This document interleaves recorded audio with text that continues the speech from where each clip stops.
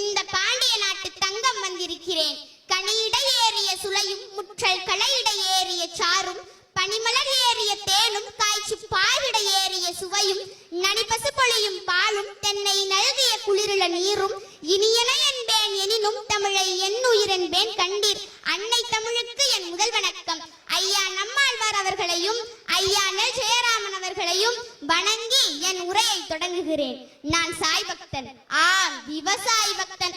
உயிர்களை படைக்கும் கடவுளுக்கு இணையானவன் தான் பயிர்களை படைக்கும் என் விவசாயி. கடவுளுக்கு நிகராக புதிக்கப்பட வேண்டிய விவசாயி நம் நாட்டில் மதிக்கப்படுவது கூட கிடையாது. கள்ளழகர் வைகையாற்றில், வரதராஜ பெருமாள் பாலாற்றில், பஞ்சநதீஸ்வரர் திருவையாற்றில். ஆனால் பாழாய் போன விவசாயி மட்டும் நட்டாற்றில். நான் ஒன்று சொல்லட்டுமா? ஒரு நாட்டில் விவசாயி அழத் தொடங்கினால் அந்த தேசம் விழத் தொடங்கிவிட்டது என்று அர்த்தம். ஒரு கார் தயாரிக்கும் நிறுவனம் இன்னொரு கார் தயாரிக்கும் நிறுவனத்திடம் போய் கார் வாங்குவதற்கு வரிசையில் இருப்பதில்லை. ஒரு சைக்கிள் தயாரிக்கும் நிறுவனம் இன்னொரு சைக்கிள் தயாரிக்கும் நிறுவனத்திடம் போய் சைக்கிள் வாங்குவதற்கு வரிசையில் இருப்பதில்லை.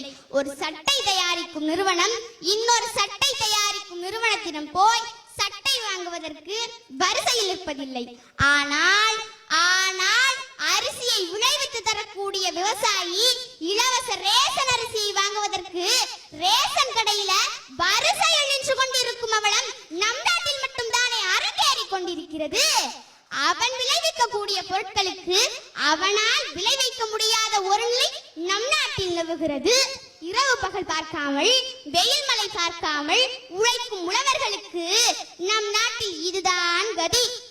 3 வேளை உணவு உண்கிற ஒவ்வொரு மனிதனும் ஒரு நாளைக்கு ஒரு முறையாவது நினைத்து பார்த்து நன்றி சொல்ல வேண்டியது விவசாயிக்குத்தான். நம்மில் எத்தனை பேர் இதை செய்கிறோம்? நன்றி, வணக்கம்.